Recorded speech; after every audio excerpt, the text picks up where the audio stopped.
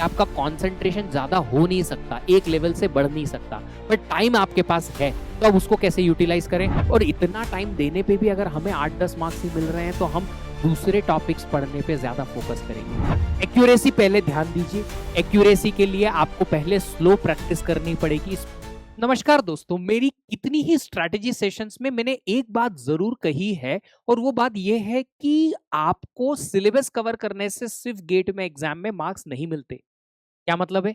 अगर आपने 100% सिलेबस भी कवर कर लिया, सब कुछ आपको याद भी है, बट उस सिलेबस से अगर आप क्वेश्चन सॉल्व नहीं कर सकते तो आपको मार्क्स नहीं मिलेंगे। तो करना क्या है? आप जितना भी पढ़ें, अगर कम भी पढ़ के जाएंगे तो भी आप ज्यादा स्कोर कर सकते हैं, अगर आपने ये चीज समझी कि जो आपने पढ़ा है उससे क्वेश्चन कैसे सॉल्व होगा। तो गेट में ज्यादा स्कोर करने के लिए आपको डेफिनेटली सिलेबस तो याद होना ही चाहिए, कवर होना ही चाहिए, पर जरूरी नहीं है कि आप ज्यादा मार्क्स लाने के लिए सब कुछ कवर करके जाएं। रादर देन आप जितना अच्छे से कवर कर सकते हैं उतना ज्यादा करके जाइए, ज्यादा फायदा होगा। अब इस सेशन में मैं आपको बताने वाला हूं एक ऐसा स्ट्रेटेजिक प्लान जिससे आप हाई स्कोरिंग कोर्सेस के टॉपिक्स को हाईली स्कोरिंग बना सकते हो। क्या मतलब है इसका? इसका सिंपल सा मतलब यह है कि अगर आप चाहते हैं कि आपको ज्यादा मार्क्स लाने हैं गेट में, तो आप सिलेक्ट करिए वो टॉपिक्स जहां से ज्यादा क्वेश्चन आते हैं। उन टॉपिक्स को पहले पढ़िए, समझिए, उनके कंसेप्ट क्लियर करिए और उसके बाद उनकी खूब सारी करिए प्रैक्टिस। और प्रैक्टिस से मिलेगा आपको क्या? कंसेप्ट को यूज करके उससे क्वेश्चन कैसे सॉल्व होता है। और ये लास्ट वाला पॉइंट मैक्सिमम बच्चे ध्यान नहीं देते हैं, सिलेबस कवर करने में ही रह जाते हैं, प्रैक्टिस कम, टेस्ट की प्रैक्टिस कम और आखिरी में मार्क्स भी कम। ऐसा नहीं करना है। चलिए आइए देखते हैं हाई स्कोरिंग टॉपिक्स कौन कौन से हैं गेट सीएस के लिए और कैसे उन्हें कवर करेंगे। तो देखो, सबसे पहले तो मैंने जो कहा, कंसेप्चुअल क्लैरिटी आपको होना जरूरी है उन टॉपिक्स के बारे में जो कि आपको अच्छे से पढ़ना ही पढ़ना है। अब प्रीवियस ईयर गेट के क्वेश्चंस उठाओ और प्रीवियस ईयर गेट के क्वेश्चंस उठा के और देखो टॉपिक वाइज क्वेश्चंस मिल जाते हैं, किस टॉपिक से ज्यादा क्वेश्चन बनते हैं, किस चैप्टर से ज्यादा क्वेश्चन बनते हैं हर बार किसी सब्जेक्ट के। और फिर उन चैप्टर्स को आप टिक मार्क करके पहले उनको फिनिश करो, उनकी पूरी अंडरस्टैंडिंग डेवलप कर लो और उनसे जितने टाइप के वैरायटी के क्वेश्चंस अवेलेबल हैं मार्केट में, चाहे वो 1500 सीरीज में हो, डीपीपी में हो, हमारी वीकली टेस्ट में हो या टेस्ट सीरीज में हो, कहीं भी हो, वो सब प्रैक्टिस कर लो पीवाईक्यूज के साथ। तो आपको आइडिया लगेगा कि उस टॉपिक से क्वेश्चन कैसे बनते हैं और कैसे सॉल्व होते हैं। अगर आप ऐसा मेजॉरिटी ऑफ द टॉपिक्स के साथ कर पाए तो आपका स्कोर एनीवे अच्छा आ सकता है, अगर आपने ऐसा किया तो। एक्यूरेसी पहले ध्यान दीजिए। एक्यूरेसी के लिए आपको पहले स्लो प्रैक्टिस करनी पड़ेगी, स्पीड पे ध्यान मत दो। मैंने अपनी स्ट्रेटेजी में यह भी बताया है कि मैं 5 मिनट में पूरा पेपर सॉल्व कर सकता हूं गेट का। एक्यूरेसी की बात मत करना, मार्क्स की बात मत करना, अगर स्पीड ही चाहिए तो मैं जल्दी सॉल्व कर सकता हूं। तो स्पीड बाद में, पहले एक्यूरेसी। अगर आप 65 क्वेश्चंस में से 55 अटेम्प्ट कर पाते हो और उसमें से 50 करेक्ट होते हैं तो ये बेहतर है, रादर देन आपने 65 क्वेश्चंस अटेम्प्ट कर लिए और उसमें से 40 ही करेक्ट हुए क्योंकि जल्दबाजी में आपने ढेर सारी गलती कर दी। तो पहले एक्यूरेसी पे ध्यान दो, प्रैक्टिस के साथ धीरे धीरे धीरे धीरे करके आपकी जो प्रॉब्लम्स है एलिमिनेट होती जाएंगी, स्पीड भी बढ़ जाएगी। तो रिवीजन करो, प्रैक्टिस करो, बट एक्यूरेसी पे पहले ध्यान दो। टेस्ट की एनालिसिस करो, कहां गलती हो रही है उनको धीरे धीरे करके सुधारो, ताकि आप जो गलती एक बार कर चुके हो वो दोबारा ना करो। और टेस्ट में आप ऐसी ढेर सारी गलतियां एक एक एक एक करके करते रहेंगे, सारी गलतियों को एक एक करके आप दोहरा लो, पहले से यहां पे कर लो, ताकि एग्जाम में वापस ना आए ऐसी गलतियां। फॉर्मूला शीट बनाओ ताकि आपको रटने वाली चीजें एज इट इज याद रहे, एग्जाम के पहले भी उस फॉर्मूला शीट में से आप सब कुछ जो है रिवाइज कर पाए एंड मोमेंट। कंसेप्ट्स याद रहते हैं, फॉर्मूलाज या रटने वाली चीज ना बहुत लंबे टाइम तक याद नहीं रहती है, तो उसकी वजह से ये फॉर्मूला शीट आखिरी में एंड टाइम रिवीजन के लिए फायदा करेगी। टाइम को ऐसे मैनेज करो कि आपका हाई वाला जो फोकस वाला टाइम है, जब आप एकदम परफेक्टली फाइन है अपनी मेंटली, वहां आप हाई फोकस वाला काम दो। अपने आप को अलॉट करो दिन का समय कि यार यहाँ पे मेरा माइंड एकदम बढ़िया चलता है तो यहाँ पे मैं ये वाला काम करूंगा क्योंकि इसको ज्यादा एनर्जी लगती है। कम फोकस वाले टाइम में, मीडियम फोकस वाले टाइम में, मीडियम टाइम कि जैसे इजी कोर्स का रिवीजन करना है या उसकी प्रैक्टिस करना है या पीवाईक्यू करना है, आपको आता है बट प्रैक्टिस तो करनी है तो उसका कर लिया जाए। फिर एक लो फोकस वाला टाइम आता है जब आपका मेंटल और फिजिकल थकान बहुत ज्यादा पीक पे हो जाती है कि आपका कंसंट्रेशन ज्यादा हो नहीं सकता, एक लेवल से बढ़ नहीं सकता, पर टाइम आपके पास है तो अब उसको कैसे यूटिलाइज करें। उसमें फिर लो लेवल के काम, जैसे कि अगर शॉर्ट नोट्स बनाने हैं, वो शॉर्ट नोट्स का रिवीजन करना है, तो वो बहुत ही इजी कोर्स की प्रैक्टिस करनी है, तो वो लाइक दिस, ऐसा जो वीडियो आप सुन पा रहे हो ऐसे वीडियो सुनना कि नहीं, हमें और स्ट्रेटेजी बनानी है, अगले दिन का काम करना है, कुछ डाउट्स रह गए थे उनको डाउट्स को सर्च करना है इंटरनेट पे या ग्रुप्स में डिस्कस करना है। ये सारा काम जो है आप लो फोकस वाले वो टाइम में कर सकते हो। आपका टाइम यूटिलाइज भी हो जाएगा और जो हाई फोकस वाला आपका विंडो है वो वेस्ट भी नहीं होगा। फिर जैसा कि मैंने आपको कहा, सब्जेक्ट की इंटीग्रेशन रखिए। इंटीग्रेशन का मतलब है कि आप सब्जेक्ट को कैसे प्लान करेंगे, एक वन बाय वन थोड़ा सा आइडिया ले लीजिए, कंसिस्टेंटली उसको फिर फॉलो करिए कि अभी 4 दिन तक यही कोर्स पढ़ना है तो यही कोर्स पढ़ना है। एक्टिव रिकॉल करिए विच इज रिवीजन, कि आप बार बार चीजों को रिकॉल करते जाएंगे। रिवीजन का मतलब सिर्फ ये नहीं होता कि आप सिर्फ और सिर्फ रिकॉल करो कंसेप्ट, रिकॉल एंड मेमोराइज भी होता है कि याद भी रखना है और उसके लिए आपको वहां पे प्रेजेंट होना जरूरी है। आप नोट्स देख के रिकॉल नहीं करेंगे कि अच्छा हाँ ऐसा पढ़ाया था सर ने, ऐसा पढ़ाया था, और फिर कंट्रोल एस भी करना है दिमाग में ताकि आपको याद भी रहे वो कंसेप्ट। चलिए क्वेश्चंस की बात करें।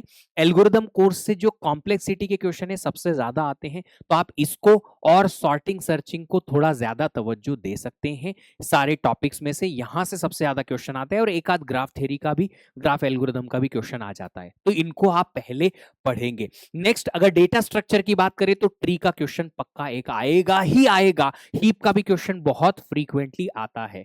तो अगर आप इन दोनों को पहले कर लें और उसके बाद हैशिंग, हैशिंग से भी बहुत फ्रीक्वेंटली क्वेश्चन आ रहे हैं, तो इनको करने से आपका जो हाई फ्रीक्वेंसी या कह सकते हैं हाई वेटेज वाला टॉपिक है वो कवर हो जाएगा। इसको तो मतलब करना ही करना है। एक ट्री का क्वेश्चन तो डेटा स्ट्रक्चर का आएगा ही आएगा एग्जाम में, ये तो कंफर्म ही होता है। ऑपरेटिंग सिस्टम में बॉस पेजिंग और मेमोरी मैनेजमेंट के जो कंसेप्ट हैं, पेजिंग और मेमोरी मैनेजमेंट का कंसेप्ट से एक क्वेश्चन आता ही चाहता है। फिर यहां पे आपके पास सीपीयू शेड्यूलिंग एक टॉपिक आता है जो इतना इजी है, इतना इजी है कि थोड़ी प्रैक्टिस से आपको 2 मार्क पक्का देके जाएगा, वो आप कर सकते हो। इसको आप थोड़ा स्टार मार्क करके देख लो क्योंकि ये थोड़ा सा टफ टॉपिक होता है। इसमें इजी इजी चीजें अगर आपको समझ में आती है तो वो कर लो, वरना पहली फुर्सत में छोड़ दो। लगेगा टाइम के आगे होके टाइम है तो फिर हम बाद में प्रोसेस सिंक्रोनाइजेशन और डेडलॉक को टैकल कर लेंगे। नेक्स्ट अगर हम कंप्यूटर नेटवर्क की बात करें, नेटवर्क का थोड़ा सा मेरा हाथ तंग है क्योंकि मैंने नेटवर्क बहुत अच्छे से पढ़ा नहीं है, बट फिर भी टीसीपी आईपी मॉडल और जो आईपी एड्रेसिंग वाला ये टॉपिक है, इनसे क्वेश्चन जो है बन जाता है जहां तक मुझे पता है। अब ये जो कंप्यूटर नेटवर्क टॉपिक है ना, ये सब्जेक्ट बहुत बड़ा है अपने आप में। It is a very very big subject. अभी इतना बड़ा सब्जेक्ट अगर हमें याद रखना पड़े, अब हम वैसे ही तंगी में है समय के, और ऊपर से हमें इतना बड़ा सब्जेक्ट पढ़ने को मिले, तो हम क्या है ना, जो श्योर शॉर्ट टॉपिक्स हैं कि यार इनसे तो हर बार क्वेश्चन आता ही आता है, बस उन्हीं को करेंगे और बाकी सब छोड़ देंगे। हार्डली 30-40 घंटे का कंटेंट हम पढ़ेंगे, बस इससे ज्यादा नहीं। अगर आप चाहें तो यहाँ पे राउटिंग एल्गोरिदम्स को भी थोड़ा सा टेकल कर सकते हो और कंजेशन कंट्रोल को थोड़ा सा टेकल कर सकते हो, सम टॉपिक्स, और बाकी आप छोड़ दो क्योंकि ये सब्जेक्ट बहुत बड़ा है। और इतना टाइम देने पे भी अगर हमें 8-10 मार्क्स ही मिल रहे हैं तो हम दूसरे टॉपिक्स पढ़ने पे ज्यादा फोकस करेंगे कि हम 150 घंटे में 4 सब्जेक्ट पूरे पूरे दूसरे कवर कर लेंगे rather than this. DBMS queries, queries और डीबीएमएस का तो बढ़िया अच्छा रिश्ता है यार, एकदम क्या बोल सकते हैं, जय वीरू टाइप का रिश्ता है कि आएगा ही आएगा, जय आएगा तो वीरू साथ में ही आएगा। डीबीएमएस से एसक्यूएल क्वेरी का एक क्वेश्चन पक्का आपको देखने को मिलेगा ही मिलेगा। और इसके अलावा जो आरडीबीएमएस है, आरडीबीएमएस मतलब कि टेबल्स के formation, normalization, keys find out करना एंड ऑल, उनसे रिलेटेड क्वेश्चन भी देखने को मिल सकता है। अच्छा, इंडेक्सिंग एक बहुत ही इंटरेस्टिंग टॉपिक है जो आजकल बहुत फेमस हो रहा है, वो भी आप वहां से भी एक क्वेश्चन एक्सपेक्ट कर सकते हो। तो इतना आप पहले कर सकते हो। टाइम मिलता है तो फिर ये वाला टॉपिक आप ट्रांजैक्शंस को टैकल कर लीजिएगा डीबीएमएस से। थियरी ऑफ कंप्यूटेशन, ये देखो स्कोरिंग कोर्स मानता हूं इसको मैं, इसको प्रैक्टिस के साथ बहुत स्कोरिंग बना सकते हो आप। ज्यादा प्रैक्टिस करोगे तो इसको स्कोरिंग बना सकते हो क्योंकि यहां से आप 100% मार्क्स गेन कर सकते हो। जी दोस्तों, ये एक ऐसा कोर्स मैं मानता हूं कि जिसको समझने में बहुत ज्यादा टाइम लगता नहीं है बच्चों को। जब लगेगा तो प्रैक्टिस के साथ थोड़ा सा अच्छे से इंप्लीमेंट भी हो जाता है और बढ़िया से याद भी रह जाता है, और इसके कंसेप्ट जो हैं प्रैक्टिस के साथ में इंप्रूव होते जाते हैं। ठीक है, जो आपका एक रेगुलर एक्सप्रेशन वाला जो टॉपिक है वहां से एक आध क्वेश्चन बनता है। ठीक है, डीएफए एनएफए कन्वर्जन जो इनिशियल टॉपिक है, छोटे छोटे टॉपिक्स हैं, वहां से क्वेश्चन बन जाता है। और एक सीएफजी कंटेक्स्ट फ्री ग्रामर से क्वेश्चन बनने की उम्मीद रहती है। और डिसाइडेबिलिटी अनडिसाइडेबिलिटी ये छोटा टॉपिक है, पर इन तीनों पे आप फोकस ज्यादा कर सकते हैं। ये सब्जेक्ट बहुत बड़ा है नहीं, थोड़ी एक्स्ट्रा प्रैक्टिस से यहां से आप पूरे 100% मार्क्स निकाल सकते हैं, क्योंकि यहां बहुत अजीब सा क्वेश्चन आने की पॉसिबिलिटी कम होती है पर कम होती है। फिर आता है सीओए। सीओए में दो टॉपिक, एक्चुअली तीन टॉपिक तो आप पढ़ ही लो। सबसे पहले तो कैश मेमोरी, फिर आता है पाइपलाइनिंग, और इसके अलावा नंबर सिस्टम जिसमें आता है फ्लोटिंग पॉइंट रिप्रेजेंटेशन। मैं सिर्फ फ्लोटिंग पॉइंट रिप्रेजेंटेशन इसलिए बोल रहा हूं क्योंकि इससे आपको 4 घंटे में 2 मार्क्स कंफर्म हो जाएंगे।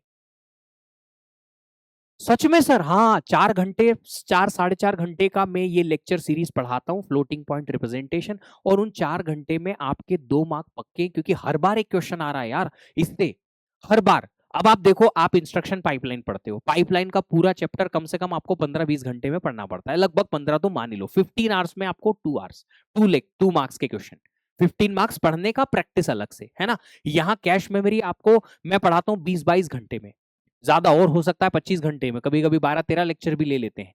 तो आप 25 घंटे वर्सेस 15 घंटे वर्सेस 4 घंटे, 2 मार्क का क्वेश्चन एक कंफर्म आता, लगभग 1 मार्क, 1 मार्क का तो आएगा ही आएगा। तो आप देखो, एक क्वेश्चन सॉल्व करने के लिए आपको यहां कम से कम एफर्ट्स हैं, इसका रिटर्न ऑफ इन्वेस्टमेंट बहुत अच्छा है।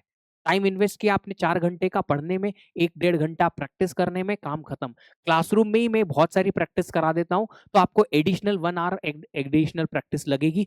2 मार्क आपके यहां से पक्के हैं बॉस। फिर आता है डिस्क्रीट मैथमेटिक्स। अगेन ये कोर्स बड़ा है, वेटेज कम है, वेटेज आपको 6-7 मार्क के आसपास ही होता है, क्योंकि मैथ और discrete math in computer science मिला के 13 मार्क्स का आता है। तो इसमें भी आपको ना बहुत ज्यादा टाइम स्पेंड करने की जरूरत है नहीं, अगर टाइम का क्रंच है तो। अब ये अगर वाला सीन जो है उन्हीं बच्चों के लिए जिन्होंने अभी अभी शुरुआत की है प्रिपरेशन, जो लंबे टाइम से कर रहे हैं और शुरुआत में टाइम वेस्ट कर दिया, तो बेटा गलती तो कर दी है, अब इसको भुगतना ऐसे ही पड़ेगा कि टॉपिक छोड़ने पड़ेंगे, क्योंकि प्रैक्टिस और रिवीजन के लिए टाइम आखिरी में चाहिएगा ही चाहिएगा।